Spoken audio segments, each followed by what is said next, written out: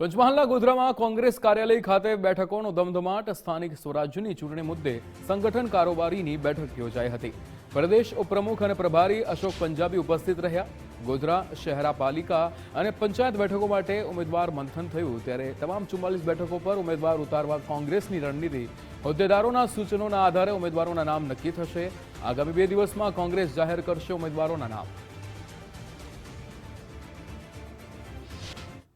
કે જિલ્લાના તમામ વરિષ્ઠ નેતાઓ, તાલુકાના પ્રમુખો, મ્યુનિસિપલ કાઉન્સિલરો બધા આજે મિટિંગમાં હાજર છે અને આજની મિટિંગમાં એવું નક્કી કરવામાં આવ્યું છે, નિર્ધાર કર્યું છે કે આગામી ચૂંટણી ભુજ તાકાતથી લડીને અને ભારતીય જનતા પાર્ટીના કુશાસનથી જનતાને મુક્ત. આ જે તાલુકા, નગરપાલિકા અને જિલ્લા પંચાયતની ચૂંટણીઓ યોજાવા જઈ રહી છે તે અંગે સંગઠનલક્ષી ચૂંટણી કેવી રીતે લડવી, ઉમેદવારોની પ્રક્રિયા, ચયન તે સંદર્ભે વિશદ ચર્ચાઓ કરવામાં આવેલ છે.